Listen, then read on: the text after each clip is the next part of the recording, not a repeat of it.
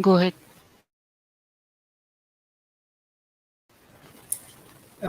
My name is Dr. Prasanta Kumar Nayak.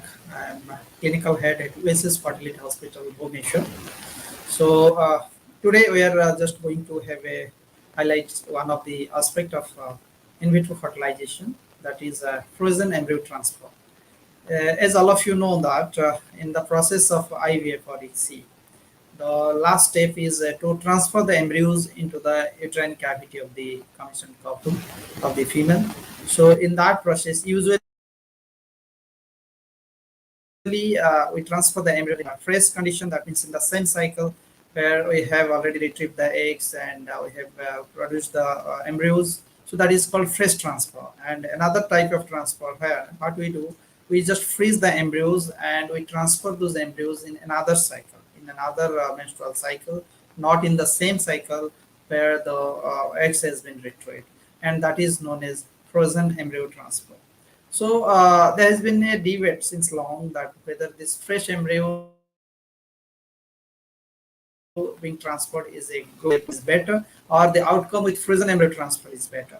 Well, today I am going to highlight that what are the advantages of frozen embryo transfer and mostly in relation to fresh embryo transfer.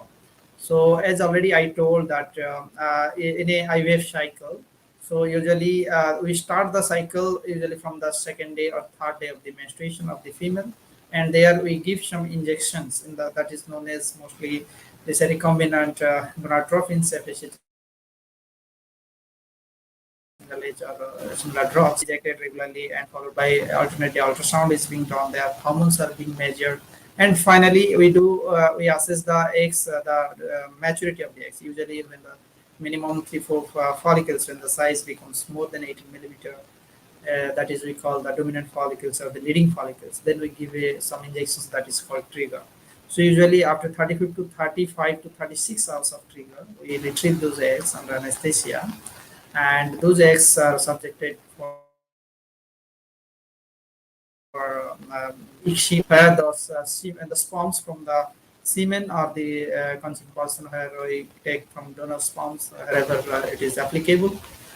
Those process of ICSI or IVF is being done, and we watch for the fertilization status of those eggs. And these eggs are usually being followed for 24 hours to see the fertilization, at least after 18 to 20 hours. Then out of the suppose we have 80 eggs, 10 eggs retrieved, and we find that 8 of them are going to further growth into the embryo stage, for which we put them into the incubators, and then we observe the growth of these fertilized eggs, whether they are progressing towards embryo, and we assess their status on day 3.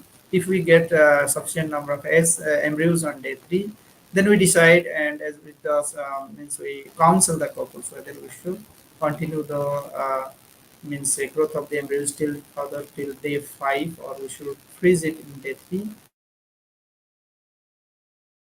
or whether we should transfer it depending upon the condition of the patient, the wish of the couple. Usually we transfer it on day 3, or we allow the embryos to grow up to day 5. Again, if we transfer it in day 5 or day 3, so these are called fresh embryo transfer. But if they are agreed, or we give them the reasons that why we want to uh, transfer it in the frozen condition, then we freeze them and we transfer them usually in another cycle, either the next cycle or shorter. So this is how the frozen embryo transfer is done. So with this means some of the background knowledge of what is frozen embryo transfer and what is fresh embryo transfer. Let me talk about what are the advantages associated with frozen embryo transfer. So if you'll see that the process of IVF, it is a roller coaster ride for mostly for the couple who are undergoing treatment, because by the time they come for this IVF or ICSI procedure, they have already been treated by multiple hospitals, doctors, and they have already been subjected to years of treatment, and may it be medication or in the form of IVI or IVF, where they have failed to achieve their pregnancy. So when we deal them, definitely we keep it in mind that they're not only exhausted both emotionally but financially and so many other things also. So keeping it in mind that I must say that it is just a roller coaster ride, because even if we go for IVF or ICSI, we cannot give guarantee that it will be 100% success. Although we can predict that the success will be better or good or worse or whatever. So anyway, so keeping it in mind that it's such a troublesome journey, we try our best that we will follow all the evidence-based science knowledge and latest technology so that we can give a live earth to the couple. So if we'll see that there are some various challenges in the IV treatment itself. So as I told, the goal of the couple is to get a live baby, and it's also the goal of the treating doctors to give a live baby to live birth to the couple. So in that way, we have a lot of challenges. Like even if we are going for to do the IVF procedure to achieve some matured eggs, to retrieve the matured eggs is also a big challenge, because even if there are growing follicles, but it is not necessarily that all the follicles will yield mature eggs. And furthermore, after getting the mature eggs, as I told, that all the eggs will not be growing towards a good embryo, out of which many have growth arrest, and few of them finally result into embryo. So getting good quality embryo is also another challenge. And after getting good quality embryo, then our step is we go for transfer means either fresh or frozen embryo transfer. But even after transfer, we wait till the implantation process is over so that we get a positive pregnancy report. So that successful implantation is another challenge. And even after a successful implantation, there is pregnancy. But to continue the pregnancy till full term, that is another challenge, because many of them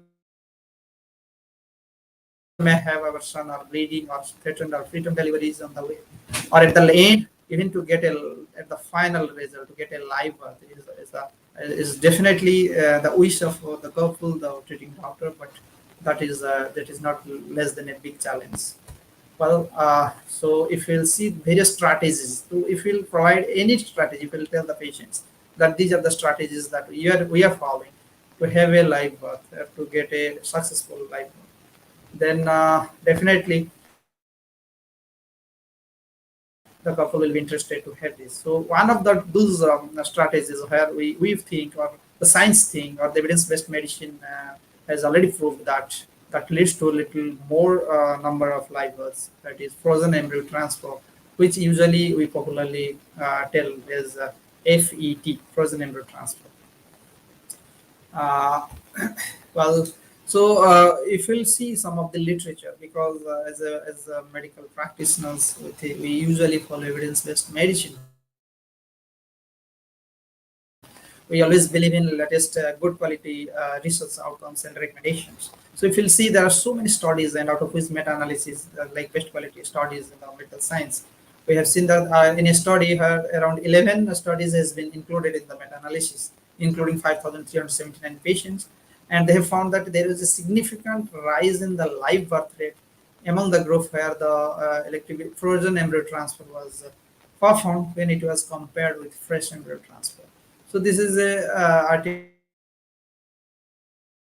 meta-analysis, which was published in Human Reproduction in a latest journal, and that is definitely, the outcome is highly encouraging, because the live birth rate was significantly higher.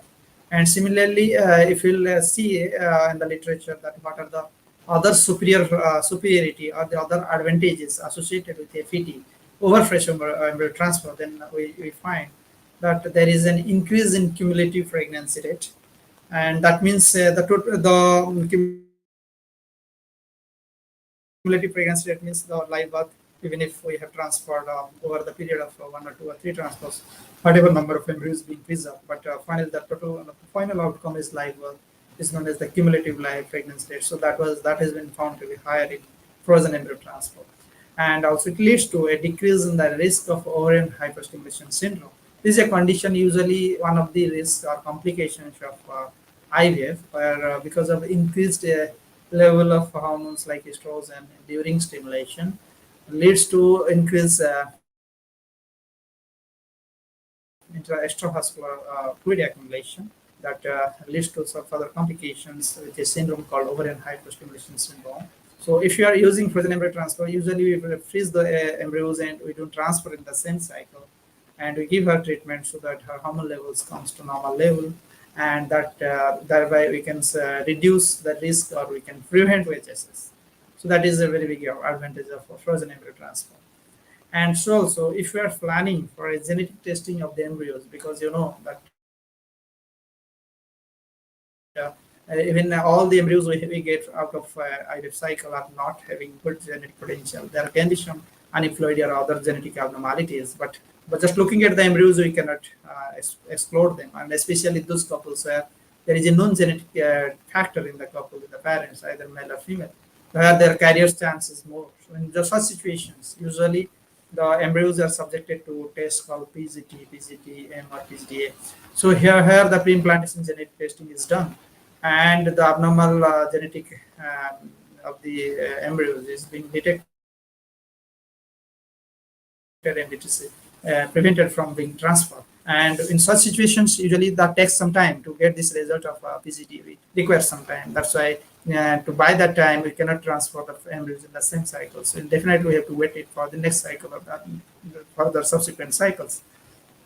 In such situations, definitely we have to freeze the embryos. And also here nowadays there is a more debate about single embryo transfer. People want that only the one and the best quality embryos should be transferred. In such situations, the rest of the embryos has to be fixed. So frozen embryo transfer is a rule for the further, if they get to get pregnancy in the single transfer, then other embryos are frozen. That's why they will have the chance of further pregnancies. And also by doing a freezing frozen embryo transfer, we can reduce a lot of perinatal and maternal morbidities. So that we'll discuss further. So if you'll see this Cochrane library data here, which was published recently,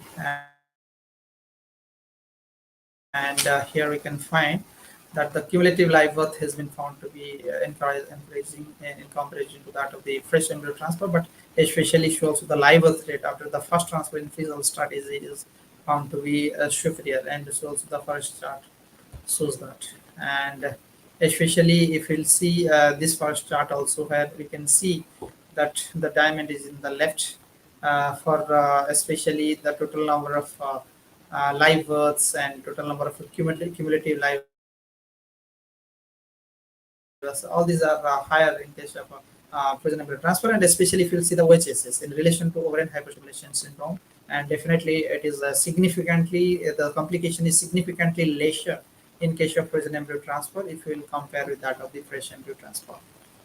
Uh, Similarly, there is another article in the famous or the you can say the reputed New England Journal of Medicine, where they have compared the fresh embryo transfer and frozen embryo transfer in polycystic ovarian syndrome patients. And this landmark study, which was published in with 1,508 polycystic ovarian syndrome patients, has found that the OHSS risk is significantly lower among the FET group, and the live birth rate in FET group is significantly higher than fresh embryo transfer group. So both live birth and OHSS complications are lesser, means are superior in terms of frozen embryo transfer is done. Similarly, if you'll see the clinical effectiveness of pre-implantation genetic diagnosis like PGT-A, PGT-M, all these things, where the technology have improved the pregnancy rate as regards to selective transfer of papillary blastocysts. So definitely, as already I have been described that we can transfer genetically good embryos, thereby ensuring a good pregnancy and reducing the further complications or the chance of getting abnormal side. Similarly, if we'll see another publication in human reproduction here, the single embryo transfer as an option in frozen embryo transfer, they found that that it can be used in single embryo transfer can be used in frozen cycles to reduce the multiple delivery rates. So nowadays the power of one means people are debating in favor of single embryo transfer, so that the female the lady will get a single side or twin. Usually we know there is some complications of multifetal gestation or twin pregnancy or triplet pregnancy. So nowadays these are being discouraged, and we are more in favor of transferring a single embryo. In such situations, we have to freeze the other embryos. So that is another advantage of frozen embryo transfer. And if you'll see that the freezing and the chance of ectopic pregnancy, a meta-analysis published in Obstetrics and Gynecology Archives shows that if you are transferring a frozen embryo instead of transferring a fresh embryo, the chance of ectopic pregnancy is significantly less. Even the meta-analysis, they found the diamond on the left. That means the significantly lesser number of ectopic pregnancies been shown, because ectopic pregnancy is another complication which may be found more among the freshly transferred groups. And these embryos, when after transferring, they may get dislodged into the tubes and results in ectopic pregnancy. So this is, this is a life-threatening complication sometimes. So it's such a big advantage of frozen embryo transfer if you can prevent the occurrence of ectopic pregnancy, right? So these are all of the various advantages of FET, or frozen embryo transfer, in terms of live birth, the complications, major complications, I mean. But so also the perinatal outcomes, means fetal effects, means how the baby is getting some benefits in frozen embryo transfer as against that of the fresh embryo transfer. And if you'll see all the fetal-maternal outcomes, like the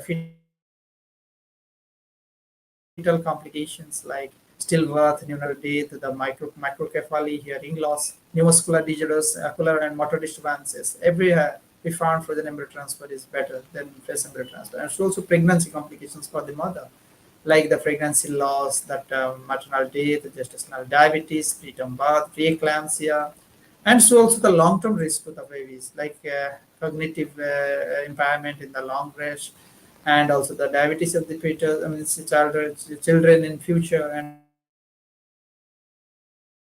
obesity. So all these complications are lesser in frozen embryo transfer. So this is another big advantage of frozen embryo transfer, that both maternal and prenatal and fetal complications are lesser among frozen embryo transfer groups if you are comparing with fresh embryo transfer groups.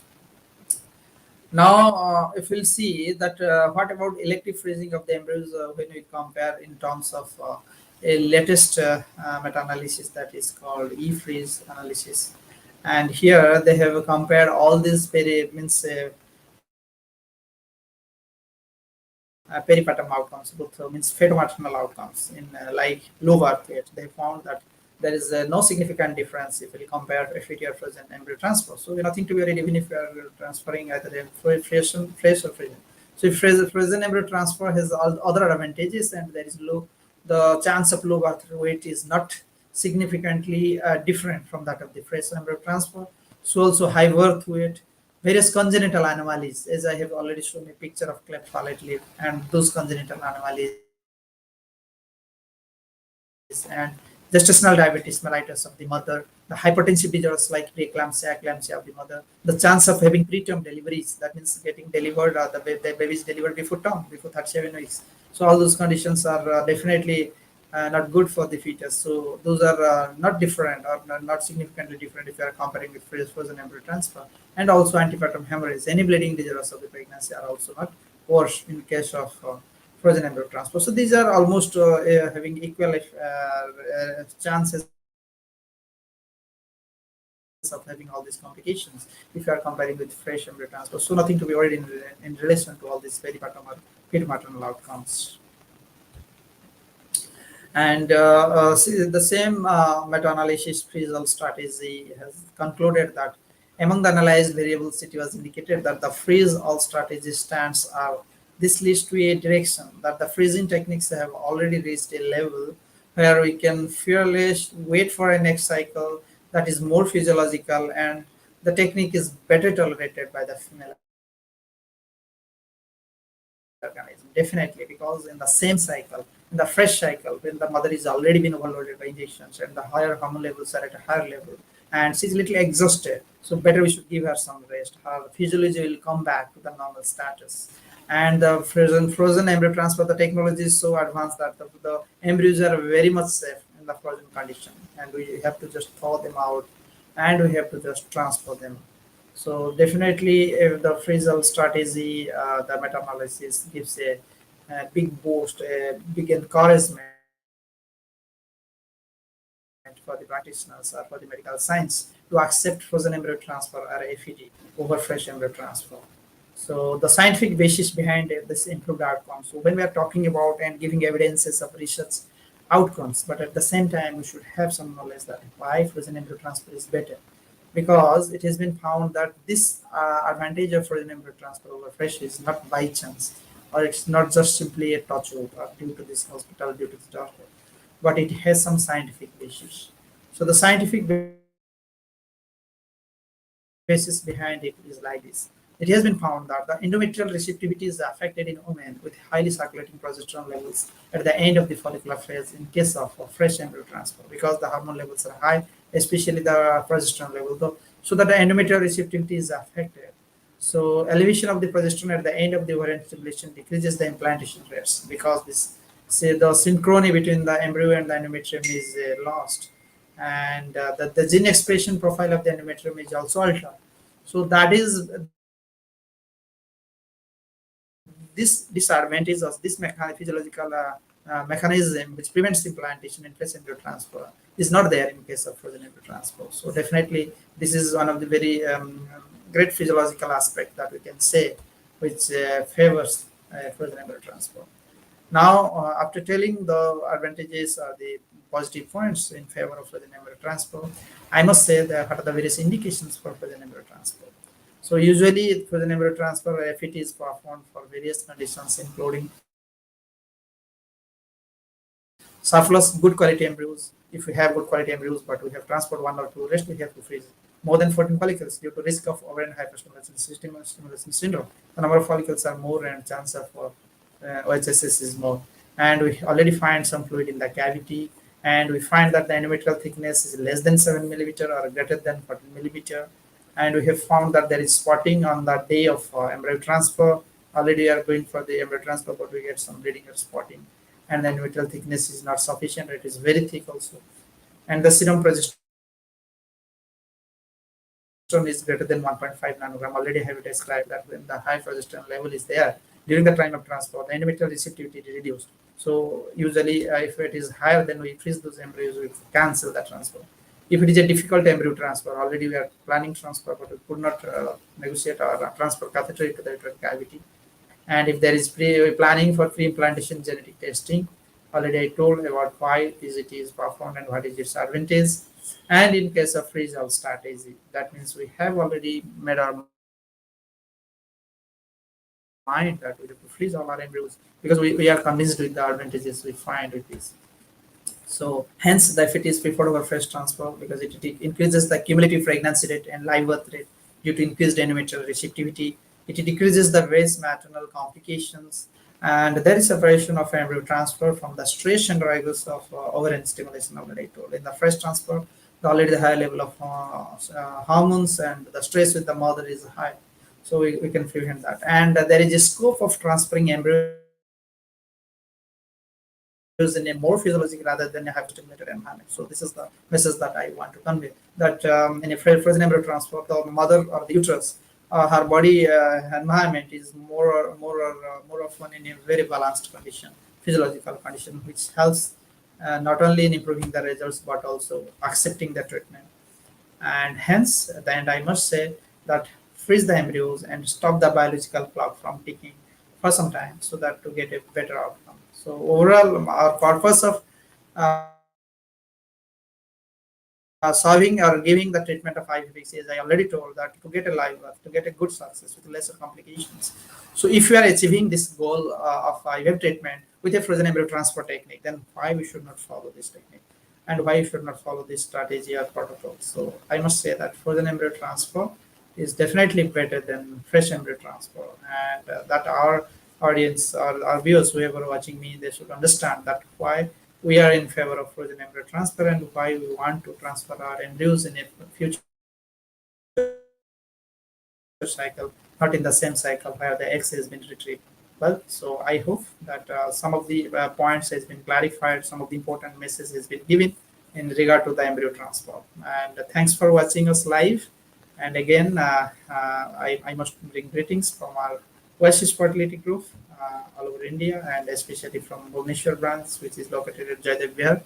And my name is Dr. Prasanta Kumar Nayak, is the clinical head of Oasis Fertility Bhubaneswar. Thank you very much. Have a good day. If I'll be happy to take any questions if it is there.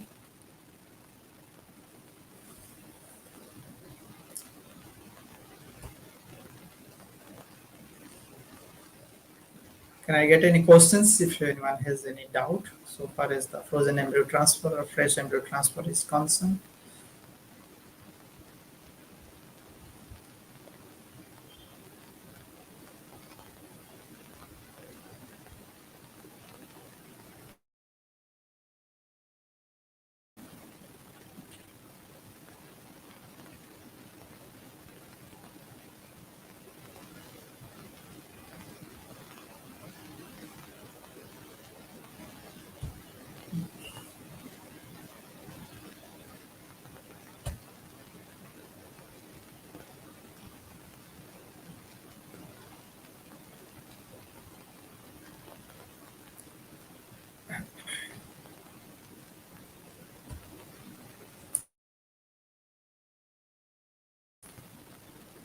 Yes, Bindu, should we proceed or should I stop the live stream if there is no question for us?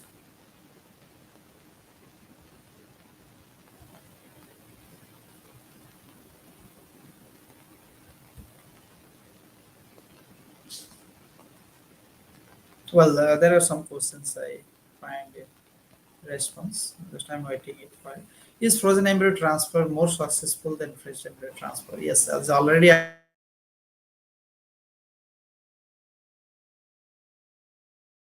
already mentioned in terms of live birth rate, cumulative live birth rate. So far as the complications like ovarian hyperstimulation syndrome, OHSS, or ectopic pregnancy rate are concerned. So definitely it is more beneficial.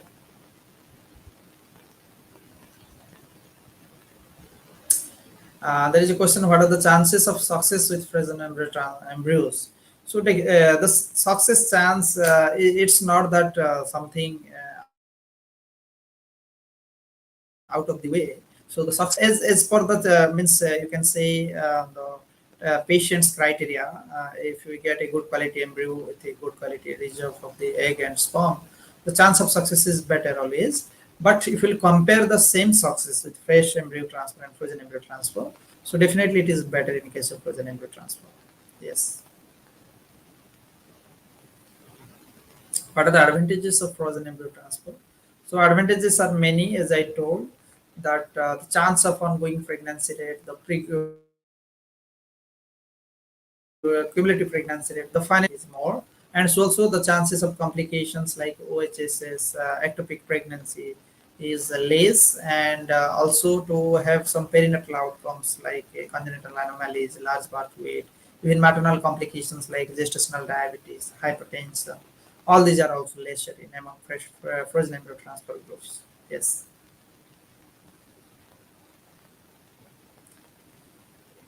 Do frozen embryo transfer take longer to implant? No, not at all. Duration is the same because even if you are transferring the frozen embryo, but we transfer it in another cycle, not in the same cycle. But we the transfer duration is same. The implantation duration is same because the transfer is done day 3, we transfer on day 3, for day 5, we transfer on day 5 of the cycle, means of the prepared endometrium cycle. And after that, it takes the similar duration to have the pregnancy as compared to fresh embryo transfer. Does freezing embryos affect quality? As I told you, definitely not affect the quality. Rather, it has the improvement of quality in terms of live birth rate or getting lesser complications and to both to the mother and to the child. So those are the advantages. So definitely, it will not affect the quality.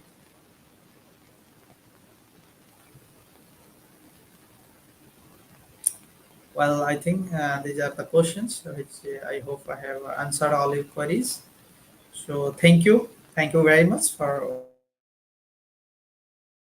watching us live. Greetings from Oasis for Tech Nation. Thank you.